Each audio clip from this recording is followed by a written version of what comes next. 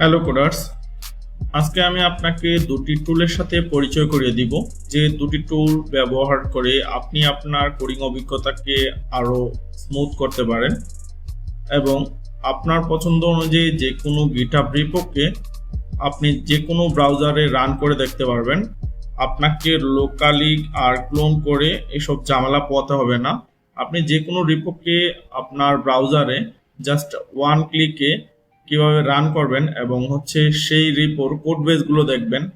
আমি সেই প্রসেসটাই আজকে আমি আপনাকে দেখাবো। আজকে আমি দুটো টুলের সাথে আপনাকে পরিচয় করে দিব। যে দুটি টুলের কথা আমি আপনাকে বলেছিলাম তার মধ্যে একটি টুল হচ্ছে গিটহাবের অফিসিয়াল, সেটা হচ্ছে কোডস্পেস। আরেকটি হচ্ছে আনঅফিসিয়াল, সেটা হচ্ছে github1s।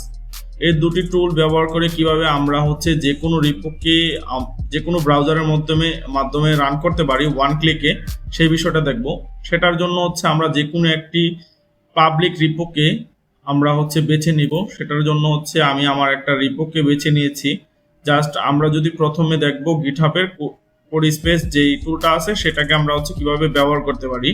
সেটা ব্যবহার করার জন্য আপনার কিবোর্ডের জাস্ট ডট বাটনে প্রেস করবেন। দেন আপনার একটা online virtual code editor open হবে, যেটা দেখতে সম্পূর্ণ vscode মতন। আপনি vscode যা যা করতে পারেন ডেস্কটপে সেইগুলো ব্রাউজারে করতে পারবেন। তাছাড়া আরেকটা টুলের কথা বলেছিলাম, সেটা রান হোক, একটু আমরা ওয়েট করি।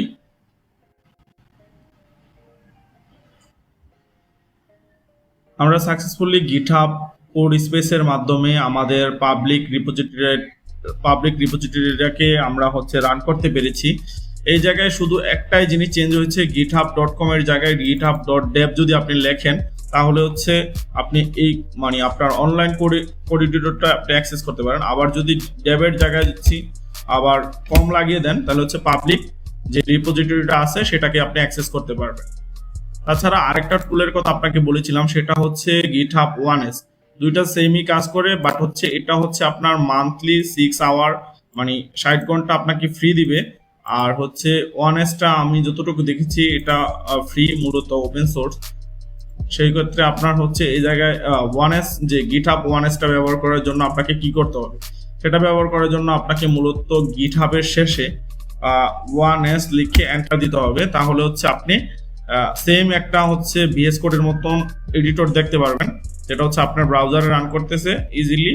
আপনি vscode যা যা করতে পারেন আপনি এই জায়গায় সবকিছুই করতে পারবেন। আমরা একটু অপেক্ষা করি।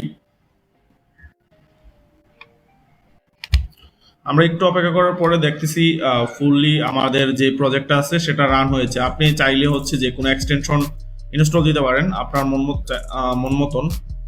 লাইক যে কোনো আপনি দিতে পারেন, যেমন জাভা স্ক্রিপ্টের কোনো আমি একটা এক্সটেনশন জাস্ট আমি ভেরিয়েবলটাকে ইনস্টল দিলাম। জাস্ট আপনি vscode যা করতে পারতেন এই জায়গায় এক্স্যাক্টলি সবকিছুই করতে পারবেন। জাস্ট আপনাকে আর লোকালি ক্লোন করে কোডটা দেখতে হতো না। আপনার যে কোনো পাবলিক রিপোজিটরি কোড আপনি ইজিলি এক্সপ্লোর করতে পারবেন। আজকের ভিডিওটা এই পর্যন্তই। সবাই ভালো থাকবেন। ভালো লেগে থাকলে অবশ্যই লাইক দিবেন এবং কমেন্ট করে জানাবেন। আর যদি আপনি আগে জেনে থাকেন অবশ্যই কমেন্টে জানাবেন। Thanks for watching, keep your support, happy coding.